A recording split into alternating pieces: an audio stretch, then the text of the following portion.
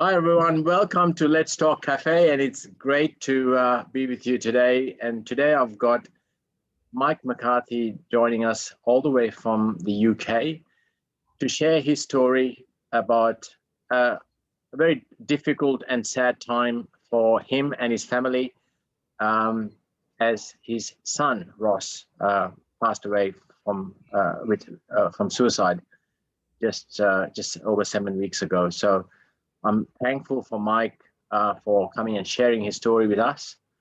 It's a difficult time. So, Mike, thank you for your courage to be on the show. Before we start, Mike, I just want to give everyone a bit of an overview of Let's Talk Cafe and the Let's Talk program. So, the Let's Talk program is a movement. It's a program, and Let's Talk is two acronyms. LETS stands for letting everyone talk safely. So it's simply about creating the environment of psychological safety at home, at school, at university, in your workplace, so that people can come up and talk about their concerns before they escalate to big issues, including mental illness and even suicide. The talk strategies, or TALK, stands for tell, acknowledge, listen, and keep in touch.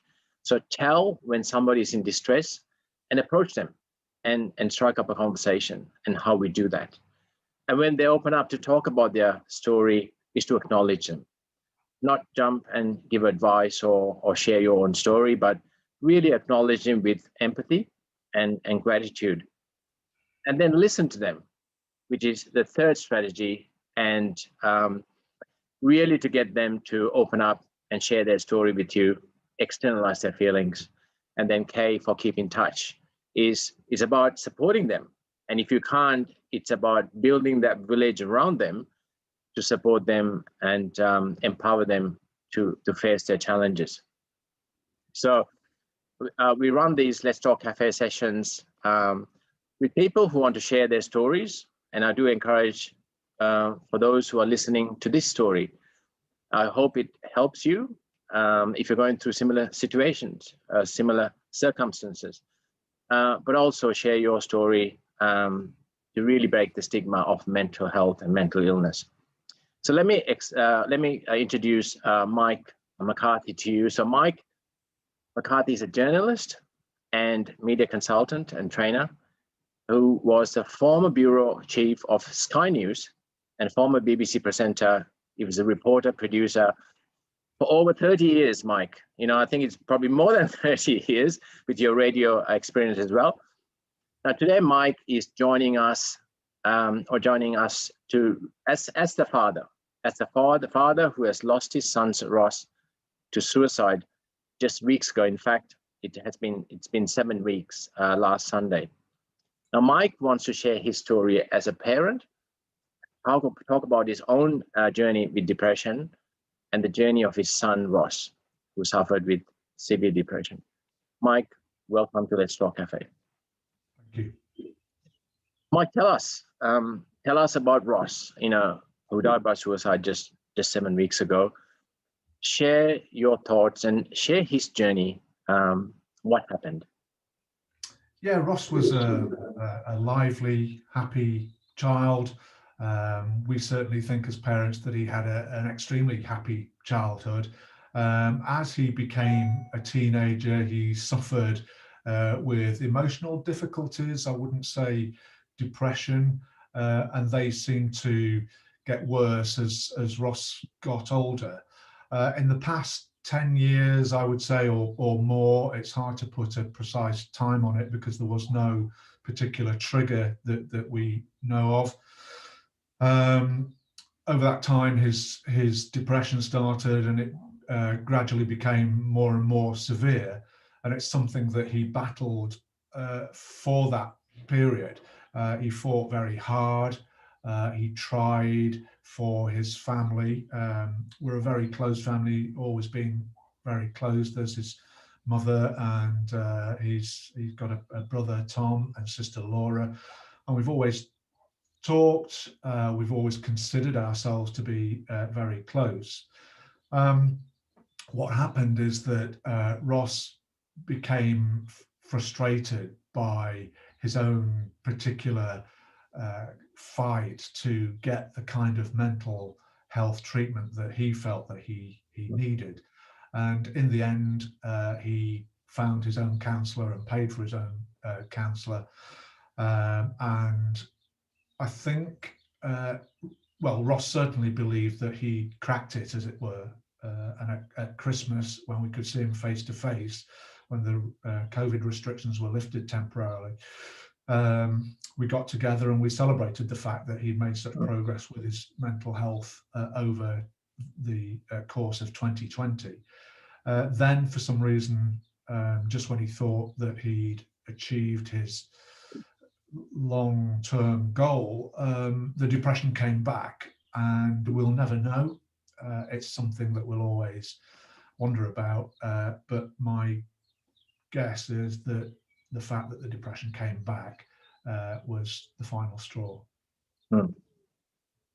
And do you think, you know, the restrictions and the COVID-19 has exacerbated that? Yeah, COVID didn't kill Ross. He'd had COVID actually, but there were no sort of physical manifestations of the illness. But he was due to get married last year to his fiancée Charlotte, and that had to be postponed. The wedding was arranged for a date in April, and then as we got closer and closer to April, more and more uncertainty seemed to stack up as to whether it would be possible to go ahead with the wedding in April. Ross was very active. He was very physically active. He liked tennis. He liked football, and he went to the gym regularly. That he couldn't do because the gym was closed. He has a son, Charlie, who's just 3 years old. One of the joys of his life was to play with Charlie and to take him swimming, which is something that Charlie enjoyed particularly. That couldn't happen. And perhaps more important than any of those things, he couldn't see his family. We met at Christmas, as I say, but we stuck as closely as we could to the restrictions. And we spoke to Ross virtually every day on FaceTime. But it's not the same as meeting face to face. And Ross felt that. And he left a long letter for us, his farewell letter, in which he addressed every one of us, every one of his sort of family members and friends as well. And the phrase that he used about COVID was, I guess this is what happens when you lock someone up for this long. So although it didn't kill him, I think it was just another weight that added to the burden that Ross was already carrying. Yeah. And you were saying about treatment. Now, he was put on a 6-month wait list. What happened there? He was, and that was the frustration. And, you know, we aren't going into this campaign. One of the other things that Ross wrote in his letter, he felt very passionately about mental health for obvious reasons. And one of the things that he said in his letter, or he asked us, the family, to continue the campaign for better mental health provision. We don't go into this campaign with any sense of anger or blame.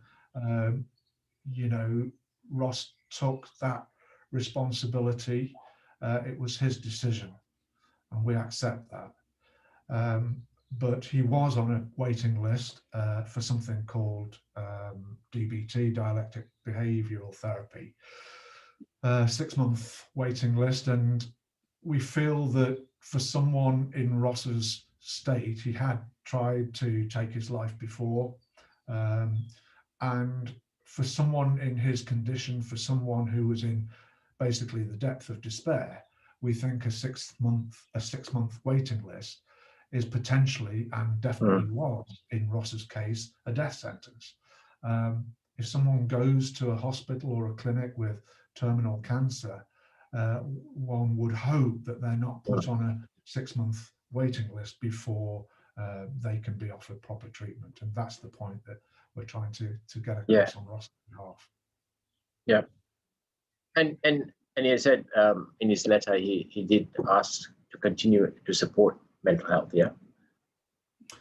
Sure, and we've pledged as a family to do what we can to honour that request. I don't want to be doing this. I'd give anything not to have to do this, but we're determined as a family, his mum, his brother and his sister, to carry out what was effectively his dying wish.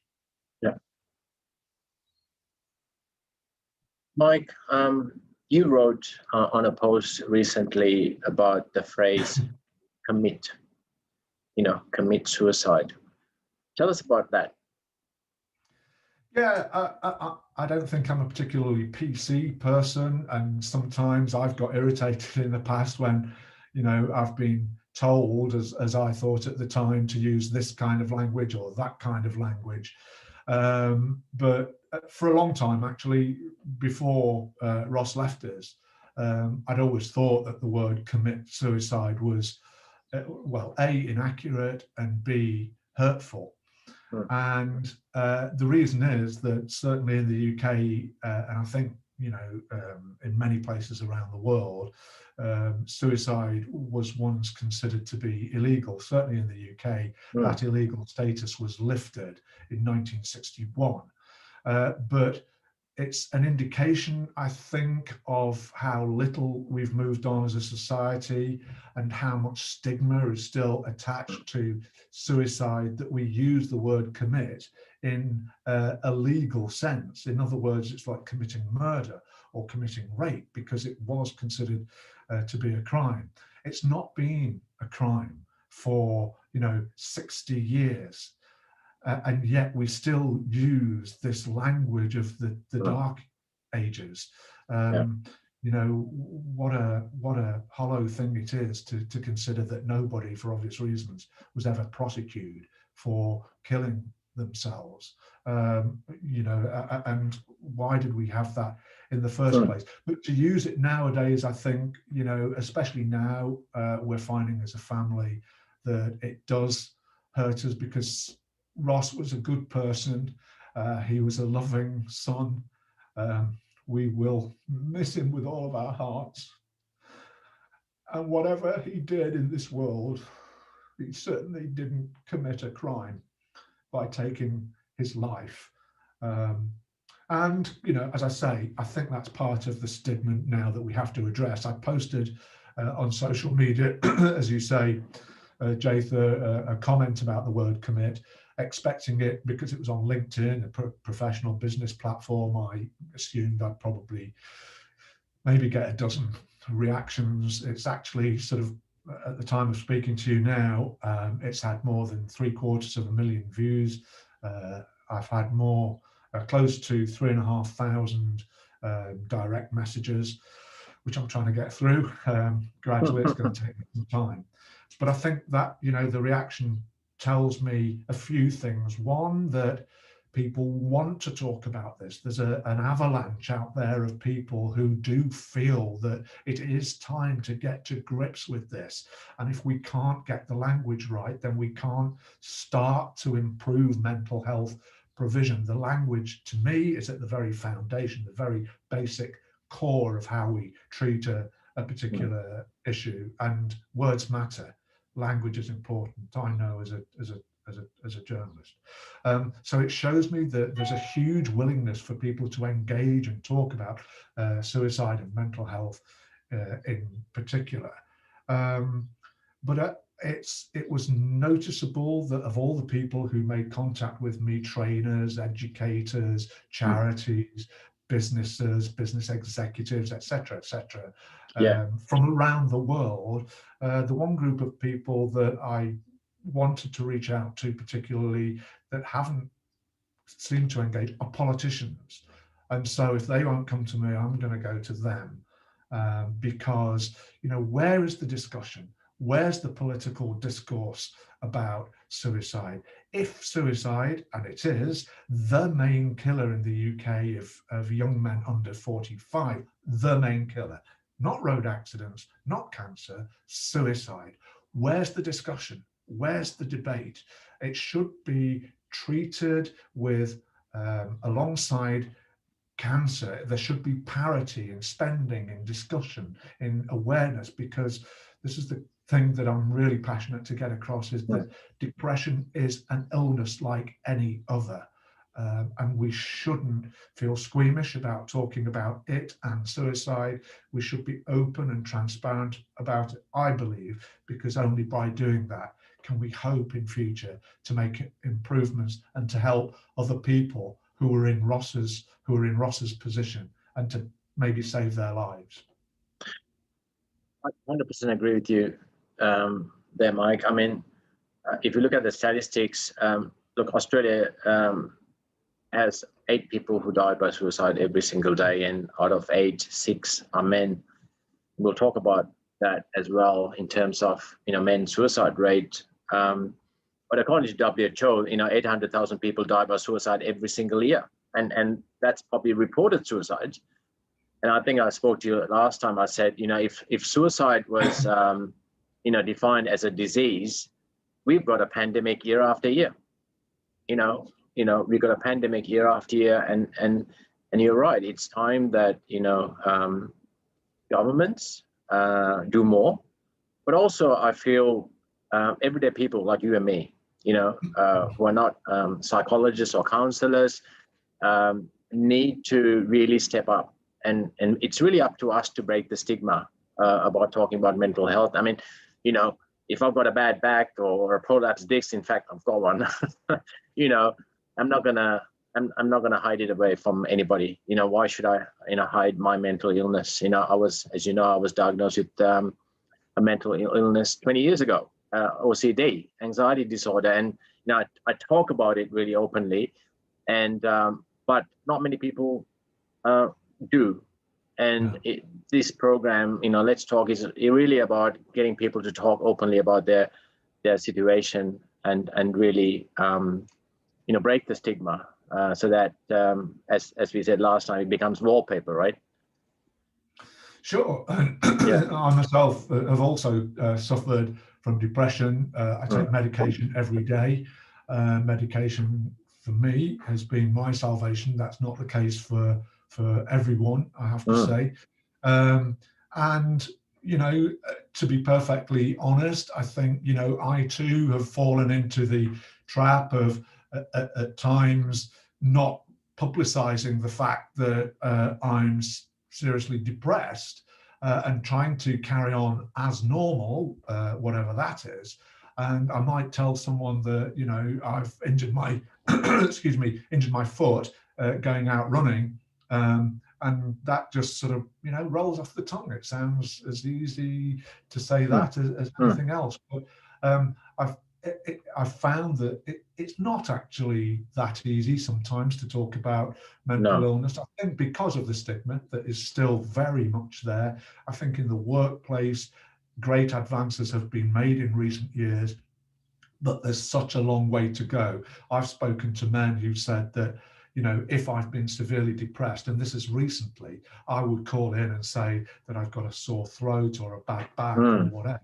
That rightly or wrongly, many people feel, especially men, I think, that it's just not the done thing to ring in and tell your employer that you're suffering with some kind of mental illness. Yeah. I want to come back to your story with depression as well, but I just want to talk about the telltale signs, which is the first strategy of the Let's Talk program, T for Telltale. What were the telltale signs, you know, looking back with Ross's depression, you know, and you're saying, you know, he was, I believe, about 31 when he passed away. This sort of appeared when he was about 21. Yeah, it's hard, as I say, to put a sort of specific time on it. He was troubled as a teenager at times, although basically, again, he was happy, he was loved, and he loved his family. Of all the things that he wrote in his farewell letter, the one thing that comes across more than anything else is the love that he felt for his family and for fellow human beings in general. So we knew that he suffered from depression. We talked about it as a family. We were very open about it. You know, Ross was talking to us about it and pretty much until the end. And it's difficult looking back to, you know, see what were the trigger points, if you like, because I think Ross was quite good at hiding them on occasions. Although as his parents, you know, I guess we could tell that if we went, for example, on a family picnic, you know, a happy family occasion, we could see in Ross's eyes that he was trying, for the sake of the rest of his family, to put on a brave face and not to drag anyone down. And I think, again, I believe that one of the reasons that he took his own life was because he felt that he didn't want to drag his family down, and particularly his fiancée Charlotte and his son Charlie. And he actually said to Charlie in the letter, he said, "I tried my kid with everything I had. I just didn't have enough." And so it's hard to sort of, you know, to see any particular trigger points. I did listen with hindsight, I guess. You know, I'm a dad, so I tried to fix things. That's what dads do, right? And I always tried to be optimistic for him and tried to make him believe that one day things would be better. I used my own example of how I felt that I'd conquered depression. And again, with hindsight, I don't know how helpful that is, because everyone's different and everyone experiences depression in a different way. Maybe I believed too firmly that because I'd managed to get through it, that Ross would be able to do the same. But we were always, I think, sympathetic. We've, you know, talked as a family since, obviously, and we've kind of pledged not to go down the road of looking for what we could or couldn't have done better, what were the signs. And when the depression came back after this sort of recent spell of feeling a lot better, when it came back, Ross told us the week before he died, he told us that he was extremely tired, and we believed him because he was working long days in the British winter and cold and dark conditions. And on his final day, on the Saturday, we knew he was down. His fiancée Charlotte had messaged the family to say, "Look, Ross is sort of really down again." And we spoke to him and we messaged him, and he was obviously trying to hide the fact that he was as low as he was. And I think we maybe took that at face value. He said, "Oh, I'll be okay in the morning. I'll go for a run and I'll feel better." And he said to his fiancée that it'll all be off my chest in the morning.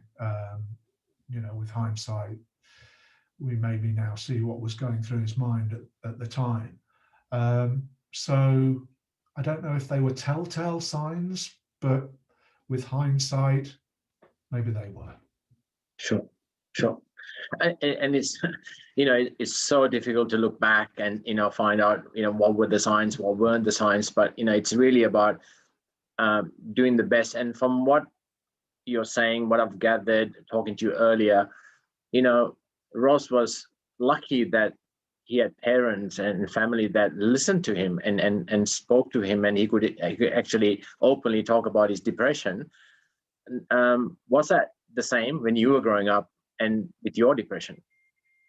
No, you know, I was about 14, 15, whether it was a sort of chemical thing, I never sort of really got to find out, but I remember waking up. I remember the day very clearly. I woke up on Boxing Day and suddenly there was this sort of black cloud around me, and it wasn't unhappiness. It was immediately recognizable as something much more profound, and it consumed me.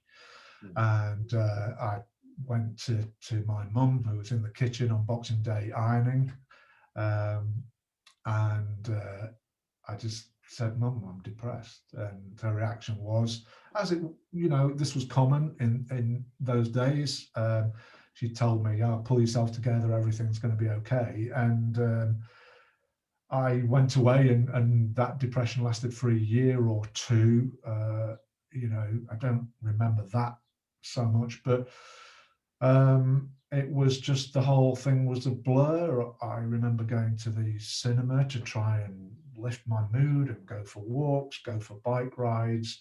And I remember getting back home and not remembering anything about the experience. I didn't have a particularly good relationship with my dad at the time, so I wouldn't even have dreamt of going to him with something like depression. And again, that was more common at the time. There have been advances, and I tried to learn from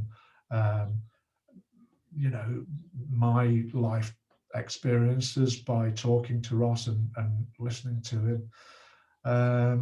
And it's not, for very many men in particular, I think, there is this great difficulty, and still is, of talking openly about depression and suicidal thoughts.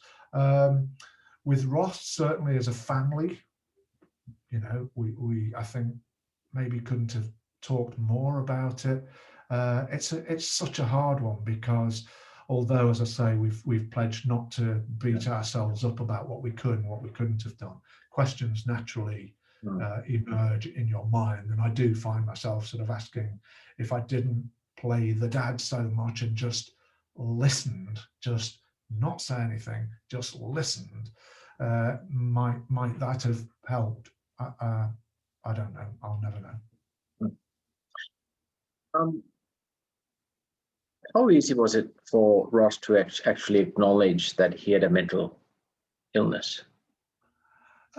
He was quite a sensitive guy, although he would have been considered by his friends to be life and soul of the party. And again, among his group of friends, if you pick anybody out as the joker and the guy who's out for a good time, that would have been Ross. But he did have a very sensitive side as well, that we definitely saw as family and as parents.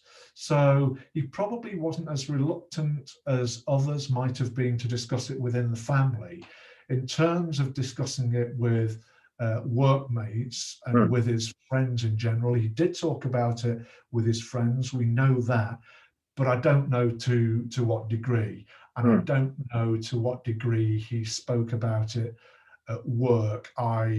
Knowing Ross as I do, I guess that he probably didn't talk about it as much as he should have done, perhaps because he didn't, as I said earlier, he didn't want to inflict his sadness on other people.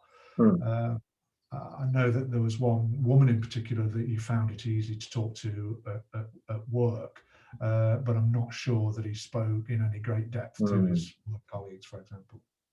Yeah, and it's so important, isn't it? Just to, as a family unit, you acknowledge and supported Ross the best way you can, with open arms.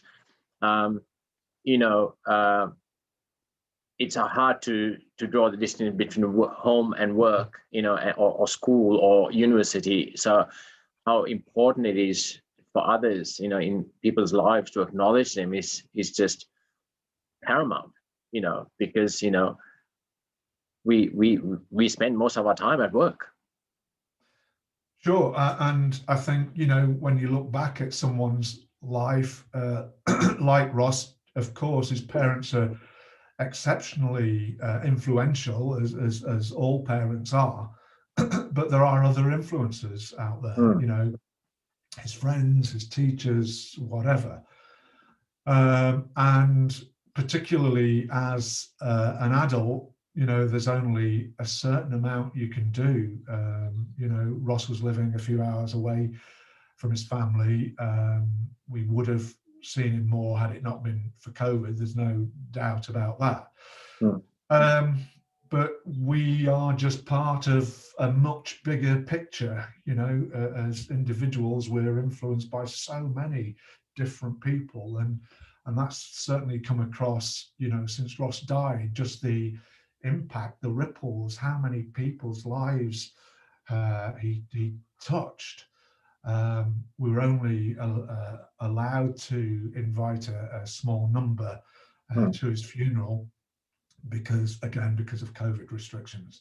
But you know, we've had contact from hundreds of people, people that we'd never heard of, whose lives Ross touched. So, you know, as you suggest, Jatha, I think we all maybe should take responsibility for anybody that we know, and particularly anybody that we're remotely close to. We've got to look out for each other, because mum and dad can't be with you, you know, 24 hours 100% of the time, yeah.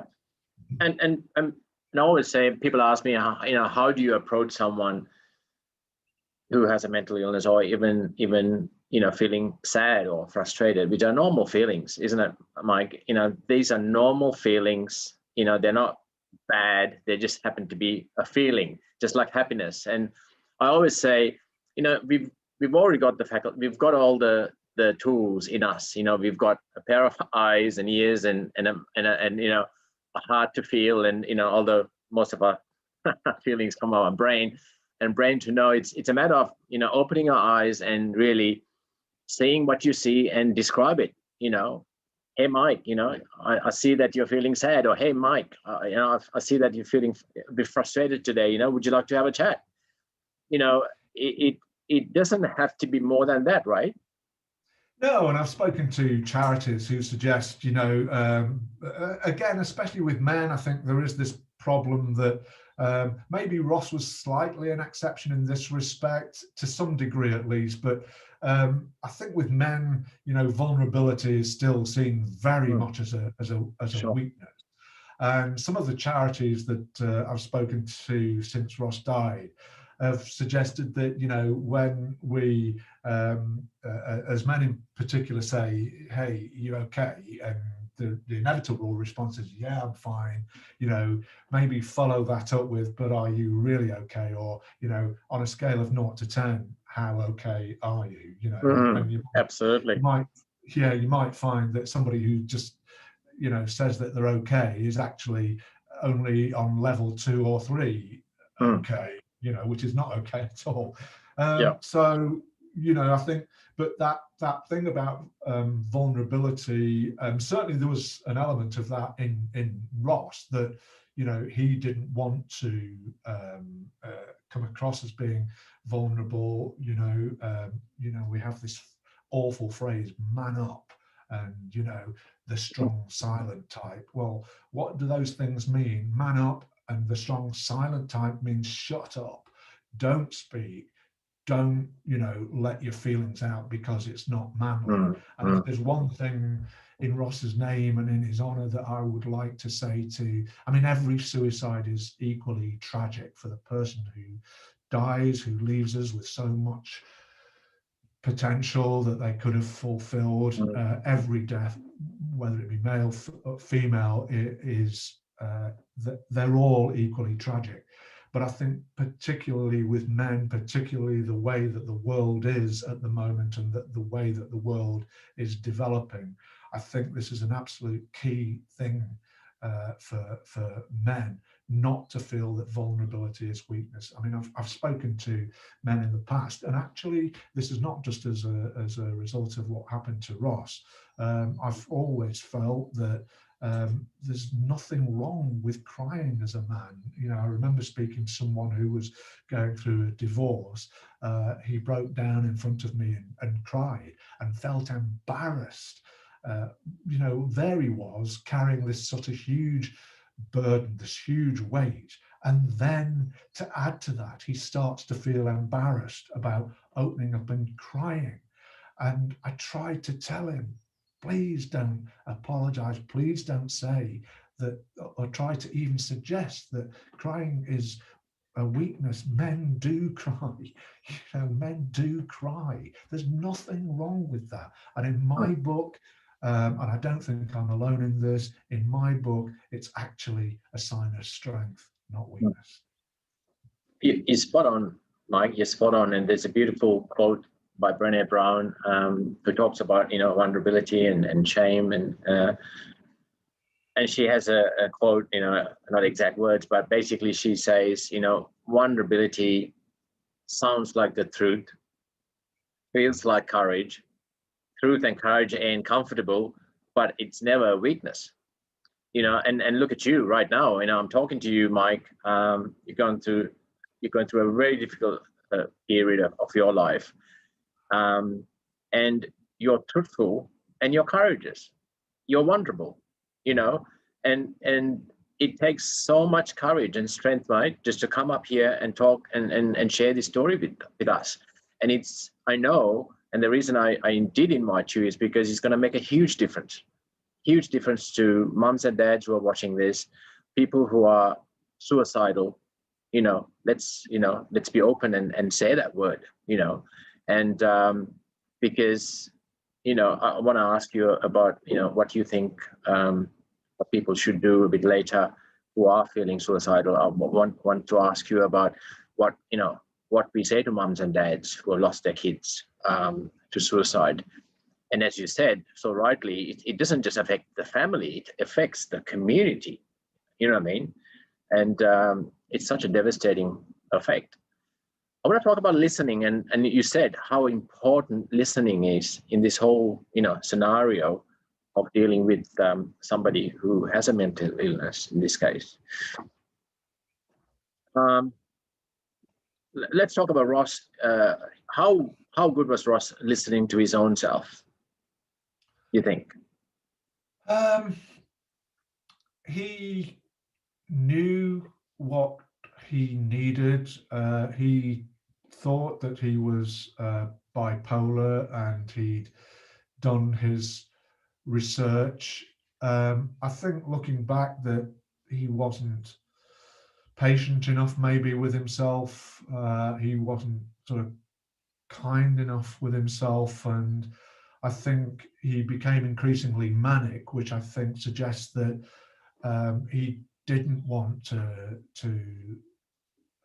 hear himself, as it were. He didn't want to listen to himself. For example, you know, he spent quite a long time in 2020 building an extension on his house, and he wasn't a builder. He was an engineer, but he wasn't a builder. And he did a fantastic job in extending his house, and we were very proud of him. But we found that when he came to the end of a project, he suddenly lost interest in it. It was as though he saw the goal and had achieved pretty much what he wanted to achieve, but then desired another distraction to take him out of himself, and he became very almost obsessed, I think it's fair to say, with cryptocurrency, for example. And we noticed that the little jobs in the extension, that, you know, the little finishing off jobs, if you will, hadn't been done. So I'm not sure, to be fair, that Ross liked himself as much as he should, and he was a wonderful, very, very kind human being. But what hurts, I think, is someone like that feels that they have no place in this world, that they are not worthy of their place on this planet, and that hurts. And you mentioned, what I would say to other people, that everybody has a value. Everybody is deserving of their place on this earth, and there is salvation. I believe that Ross did have a future.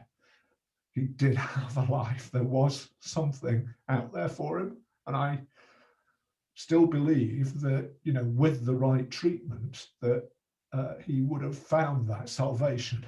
And I want to use my experience to say to anyone else out there who recognizes what I'm saying about Ross, and who feels that they're in the same predicament. I really do believe, despite what happened to Ross, I believe with all my heart and soul that there is a place for you, there is salvation, and there is a solution. Somebody famously said that suicide was a permanent solution to a temporary problem. Mm. And Ross may have had that problem for all of those years, but I still believe that there was a solution out there. Yeah. There is hope. Yeah, 100%. How well did family and friends listen to Ross? I think he was blessed to have good friends. We're still in touch with his friends, and hope to stay in touch with them. They were very good. I mean, I wasn't there with them when they all went out together. I don't think they'd have liked that very much. But they, I believe, were good friends. How much they spoke about it, I mean, I've yet to find out. It's early days, and I'm on a bit of a voyage of discovery at the moment, speaking to anyone that I can who can shed light, just not just on what happened to Ross, but just who can sort of help me understand the whole crisis of suicide, the global crisis of suicide. I'm keen to find out as much as I possibly can. So yeah, I mean, as I say, as a family, I do think we listened a lot. Yeah. And if there's anything I would, reproach myself for, it is this thing about, being a dad and thinking that there's a solution to everything. Anything can be solved. I think in my career as a journalist, very often you have to accept difficult odds to get to the story, to find out the information that you need. Sometimes you face overwhelming odds, and you teach yourself to fight that, and maybe I tried too hard to fix him. Although I tried, maybe not hard enough to listen to him. You mentioned earlier that NHS, you felt that they didn't listen that well. Yeah, that's certainly the impression we get. And again, I'm trying to find out. It's very difficult in this situation because all the family is hurting, and sometimes some of us want to have a conversation and others want to stay quiet and don't want to speak about it, and we have to respect each other's feelings in that regard. Oh, Jathan, sorry, I've just lost the thread of what you said there. Just sorry, ask me the question again. That's okay. That's okay. I think Ross felt, he was saying earlier that NHS didn't really listen. I mean, and I think, is that because he was on that wait list for 6 months? Yeah, I think that was a large part of it, and his words to us, and particularly his brother and sister, when he talked about mental health provision, what he regarded as proper mental health provision, and having been put on this waiting list, he said, it's just not there. They were his precise words. It's just not there. As I say, we aren't angry, and we're certainly not blaming any individual. We're just asking questions now. You know, as a society, we have a long way to go, but I think we're starting to catch up. And certainly the experience that I had, that I mentioned earlier about the social media post, shows me that there is a huge, almost untapped willingness to go forward with a meaningful discussion about the suicide crisis. And that's so important, because that is a foundation for everything that follows. But that foundation without proper treatment cannot mean much until we get all the building blocks in place. You know, we can't build a worthy service for this huge crisis. I mean, you said, Jatha, 80,000 people a year, 800,000 people 800,000 over 10 years, you know. No, that's 800,000 people a year, Mike. Oh, sorry, my mistakes. But if you take that 800,000 times it by 10, if anybody has any doubts about the sort of scale of this, you know, suicide pandemic, as I call it, then, you know, just do the maths, only better than I just did it. It's a huge number, Mike. It's a huge number, isn't it? It's just incredible. It's unfathomable. And when you think about all the people who try to take their own lives as well, all the people who are left behind, like ourselves, Ross's family, all his friends out there, the people he came across throughout his life, his teachers, going back to when he was a kid and all the rest of it. There's a huge wave of a tsunami of emotional damage that each suicide is leaving. So to return to my original point, or to your question, at least, is I think, you know, there's a lot for the health service to do. Again, I'm still finding out about this. My understanding is certainly in the UK that it's patchy and it varies from region to region. But that's something that I have to discover. My early discoveries are disappointing, but let's see. I want to talk about Keep in Touch. Keep in Touch, Mike, is about that support network for Ross, for you when you were going through depression, and it's a continuous journey. Me going with anxiety, it's a continuous journey. It's not a lived-in thing, it's a living experience. And what for Ross, what was the most important support network he needed? He needed to know that there was a safety net for him. We never know what's going on in someone's mind. We never completely can get to the core of that, maybe. But we do think that Ross certainly knew that he was loved as a family. He knew that he was loved as a friend. He knew that he had a fiancée who loved him, a little boy who loved him.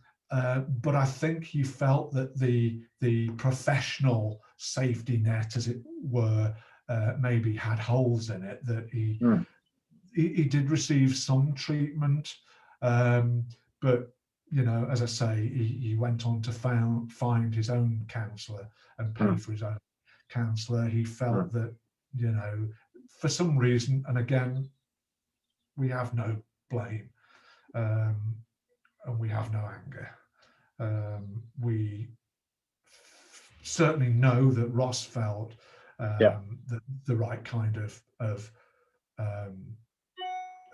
connection wasn't there with what the health service were able to provide. And I think the waiting list angered him. It confused him. It frustrated him, and it angered him. He was angry about that. We know he was, and I think that's the if there's, one gaping hole in the safety net, it was the fact that that waiting list was so long. Yeah.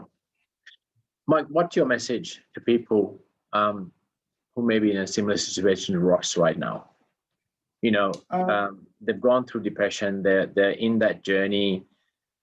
Perhaps they're thinking about suicide. What would you like to say? There are a few things. I think, returning to the point that vulnerability isn't weakness. And I think we have to start realizing, all of us, and men especially, have to take responsibility. Women are very good at emotional connection with their friends, group discussions about emotions. Men far less so. And I think, as men, we all have to take responsibility for this. We have to banish this ridiculous idea that vulnerability is weakness. That doesn't help anybody, and it's patently untrue.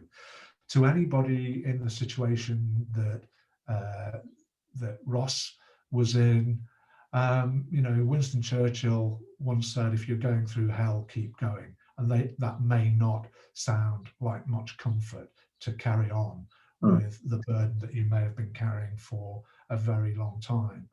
But I still do believe that every single one of us, whoever you are, has a place in this world. You have potential to fulfill. You don't realize perhaps how loved you are, and how many people feel that love towards you. I think, if Ross could have seen the reaction, if he could have seen our house now, bursting with cards and, full of flowers in the aftermath of his death, if he could have seen the tears, and just could have believed, as when we said, that there is a route. There is a route out of this for everybody. Yeah. I believe that. It's a beautiful message, Mike. I'd like to ask you, what would be your message to families? Parents, brothers, sisters, who are living with someone with depression, and your wife, your daughter, yourselves have lived with depression. You've lived with depression. You've lived with Ross last 10 plus years depression. What's your message to families who got a son or a daughter with depression? Listen, talk, particularly listen. Don't feel that you necessarily have to say anything. Just a listening ear is so important. Just knowing that for that person, that they have someone, like a sibling or like a parent who is there for them. Don't be afraid to show your love for someone. Again, especially with men and boys, I think that can be, men and sons, dads and sons, I think that can be difficult. Certainly was in my life, in my upbringing. I would say to parents, yes, if there is someone with depression in your family, a son or a daughter, then don't feel that it's completely your responsibility. You can only do so much. And then I think, as parents, it's a very, very difficult thing to do. I know, at Christmas, when we thought Ross was getting better, immediately, I think the instinct was to kind of celebrate and believe that we've cracked it. I would say maybe be cautious if people feel like that, because, depression, as we have discovered, can come back. I've learned that people, when they do feel that they have cracked it, sometimes take their foot off the pedal in terms of medication and that kind of thing. For siblings, you know, I have a son and a daughter now whose lives will never be the same again. And I would urge them, you know, just to sort of stay in touch. It's been difficult through COVID. No one would deny that. If there's any doubt at all, you know, and you can't see your loved ones face to face, just pick up the phone, just speak. And again, you know, as men, don't accept, if you have any worries at all, any suspicions about someone, don't accept the initial, yeah, I'm okay kind of response, you know. Are you really okay? That's the key to it. Beyond that, you know, I'm not an expert, and there are many experts out there, many great charities out there who can help. So don't ever feel alone. And also, you know, if you have someone in your family who's suffering from depression, or you might have lost someone who's suffering from depression, as I have discovered over the past 7 weeks, you're not alone. I often used to think, as a journalist, going into the homes of people who were bereaved for whatever reason, by disasters or whatever, I used to think, well, there's nothing that I can say or do that is going to make their lives any different or any less unbearable. But I've discovered, as we all have over the past 7 weeks, that just knowing that there are people there, friends, neighbours, who are ready to help and only too willing to catch you if you fall, that has been a comfort. That I have been heartened by that. This is without doubt, even taking my own depression into account, this is without doubt the darkest and hardest experience of my life. But it has made a difference to know that there are people there who are willing to help, and that does make a difference. Yeah, makes a difference. So true, Mike. And building the village around the person is so important. And as you said, you know, it's a phone call. You know, it's just knowing that somebody's there, that they care. You know, it's not about, you know, providing a solution as such. You know, solutions are important, you know, to overcome issues, but it's just being there makes a huge difference. Mike, what can I say? I'm just so grateful for you coming on the show, coming on the program and sharing your story. It's difficult time, 7 weeks, Mike. I mean, I did say to you last time, you know, it's okay if you don't want to come on Let's Talk Cafe, but you have come, you've made a difference. The amount of people that will, you know, watch this and will be touched by your story will make a difference. So I really want to acknowledge your courage first, your compassion, you know, self-compassion and compassion to community, and definitely commitment to, you know, fight this fight of you know, breaking the stigma of mental health. So thank you. Whatever courage I have comes from Ross. I'm doing it in his name. Thank you. So guys, thank you for listening to us. This is an amazing story. I really hope that this discussion really encourages you to talk if you do have concerns with mental health. Approach someone who you feel is depressed or anxious, and support them. Remember, as Mike said, all you need to do is show that you're there, and that will make a difference. If you can't speak to someone close to you, wherever you are in the world, you know, reach out to your helplines. You know, talk to your helplines, talk to someone. And if definitely you're in Australia, you can call a lifeline on 13 11 14. Thanks again, Mike. And until next time, all the best, and we'll keep in touch. Thank you. Okay. Keep talking, guys.